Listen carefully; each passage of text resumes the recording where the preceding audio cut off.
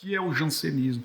Então, o jansenismo foi um movimento importante, principalmente no século XVII, no qual defendia as ideias de Santo Agostinho. O próprio Jansenius, nessa obra Discurso da Reforma do Homem Interior, que eu tive a oportunidade de traduzir e comentar, ele se gabava de ter lido mais de 36 vezes uma obra do Agostinho chamada Natureza e Graça. E justamente nessa obra o Agostinho fala da necessidade da graça para a salvação. Então, veja, o jansenismo é uma tentativa de recuperar, aquilo que Jansenius entende enquanto tradição da igreja. Ele vê Agostinho como um pai da igreja, ou seja, uma testemunha autorizada da fé. E ele entende a teologia como algo que nós devemos fazer menção à tradição. E por quê? Porque a revelação se deu em Jesus Cristo. Então, avançar teologicamente significa aproximar-se da revelação. Então, veja, teologia se faz comentando aqueles que nos antecedem, comentando a tradição, se aproximando cada vez mais do dado revelado. Justamente porque a ideia de criar novidade em teologia pode ser um problema, porque, veja, a cada dia se cria uma novidade em teologia, daqui 1000 anos... Ou veja, aquela configuração teológica ela já está totalmente distante do dado revelado. Então, o jansenismo ele vai trabalhar dentro dessa perspectiva de resgatar principalmente Agostinho, que é visto como um dos grandes pensadores do cristianismo. Mais especificamente a questão da graça.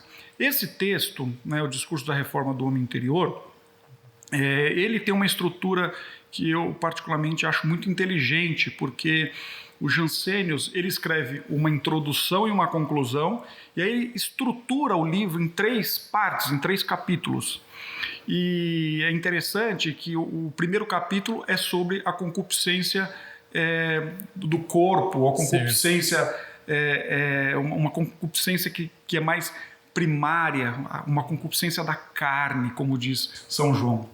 O segundo capítulo do livro trata da concupiscência dos olhos, que tem a ver com toda a capacidade humana de desejar conhecer, mas Jansenius fala, é um desejo de conhecer para se gabar. E por fim o orgulho da vida, que é aquela ideia de que a pessoa diz assim, eu não tenho pecado. E pelo fato de dizer que não tem pecado, o pecado está atuando nela, justamente porque o convertido é justamente aquele que reconhece o mal que nele habita. Entendi. Então, veja, ele pega um texto de São João, que é os 3 grandes males, concupiscência da carne, concupiscência dos olhos e orgulho da vida, e ele estrutura o livro. E aí ele vai fazer uma crítica entre aqueles que estão tomados por essa concupiscência da carne, justamente o descontrole sexual, tem a ver a vazão dos instintos, a vazão dos instintos, os apetites, tudo aquilo que passa da medida e que tem a ver com os sentidos, com os afetos. Depois, a concupiscência dos olhos, que é justamente o conhecimento para se gabar. Então, veja, enquanto o filósofo está em busca da sabedoria, Jansenius está fazendo uma análise moral, dizendo, olha, ele está em busca da sabedoria, mas para se gabar diante do outro. Então existe uma concupiscência, um desejo irresistível em direção ao mal que motiva toda essa atividade cognitiva. E por fim, o orgulho da vida, que é, veja, se gabar diante de Deus.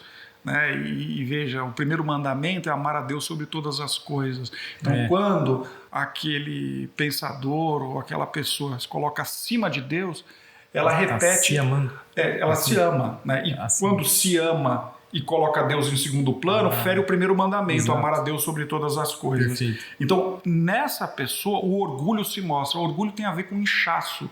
É um inchaço desproporcional, porque inchaço na medicina é um crescimento desproporcional, no qual aquele indivíduo ele cria uma imagem distorcida de si e coloca Deus em segundo plano.